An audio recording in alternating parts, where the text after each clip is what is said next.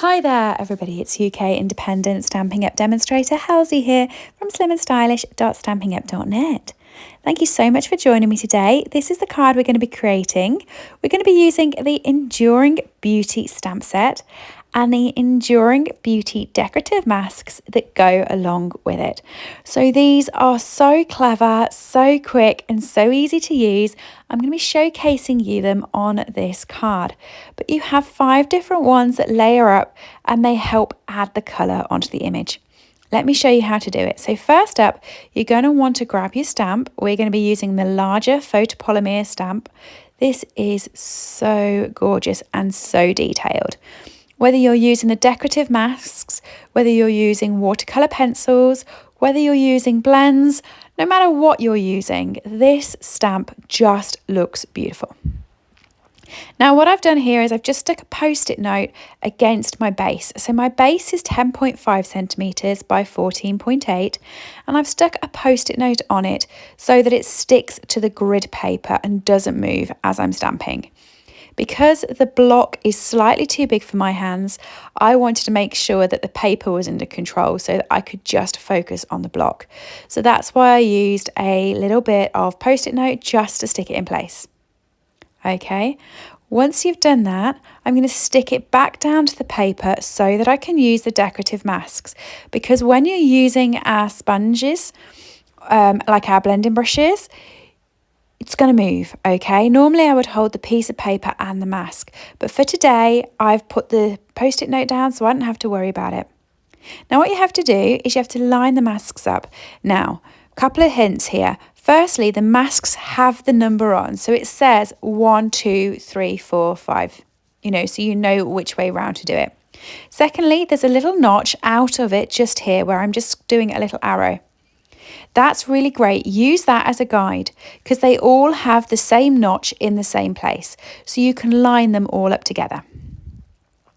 So this one here is using a new in colour. This is Pretty in Pink. I have fallen in love with it. I think it's beautiful. And I'm just going around all of the images. As you can see, I'm sticking the mask down. The paper's already stuck down and I've put my little arrow where the notch is on each one. Okay, once you've worked out the way that this is aligned, it is easier to do it.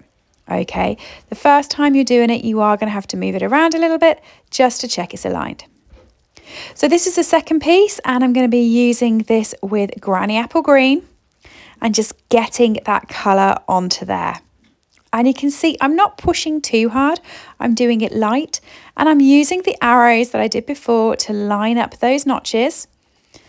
Then sticking it down with a post-it note because you can see how easy it is to move. If you're not comfortable with one post-it note, you can always add another one. Now this is number 3 of the decorative masks and I am using Flirty Flamingo for this. So just come in, add it over the top and when I pull it off, you'll be able to see how it just highlights certain part of the flowers. Okay, and you know it's in the right place because you've got that notch in the corner. That is such a genius move. Keep building the colours up. So now I'm going for a slightly darker green. I'm going to be using Mossy Meadow with this one. And just go over the leaves. There you are. It is honestly a really, really good stamp set for this. And it's just so quick and so easy. If you're unsure on blends, try this because it just really does highlight the bits you need. And if you're going to start practicing with blends, look at how this lines up. Look at where all the colours are and that will be where you need to put your dark and your light. This is Melon Mambo, which I'm just going over for the centre parts of the flowers. Now I know I've gone quick through this, I've sped it up, but really it's so simple to use. So long as you've got those little arrows where the notches are and you have stuck your card down, you will be able to do it. You can see I'm just doing these 2 corner pieces now and I'm just using the leaf ones because that's all you can see and I'm just colouring those in because they were under the original post-it note. So once you've done that, you've got your whole image. Now you could have left it like this, but I decided that I wanted to use my ivory blend. I don't use it that often and I do really like it.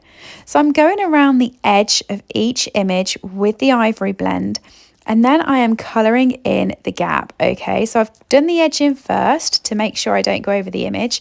That's a really good tip. If you're unsure of colouring, you don't have a steady hand, then you're going to be like me. Go around the edges with a bullet tip and then colour it in using the brush tip. Really simple. So as you can see, I've added the ivory to the background. Now I'm going to be adding a sentiment. So I'm going to be adding this onto a scrap piece of basic white that I've just got along the side. I'm going to be stamping that down, and then I'm just going to cut round that to create my sentiment strip that is going to go on my card.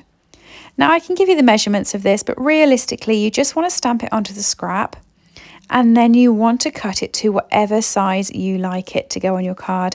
And you can see I've just flagged the end of it there. So to do that, cut up the centre of the card and then cut out both corners. Add a little bit of ribbon that runs around it. This is the new Pretty in Pink ribbon. So this is the in colour ribbon, and the in colour was what I did my flowers with. So this is new to all customers from the 1st of May. So do look out for it and look out for the other colours. They'll be available on my store. Now I've done that, I'm going to be coming in with some of the in colour resin dots. So these are the shimmery ones. They are lovely. They're also from the new catalogue coming in May, and I've used the Pretty in Pink one.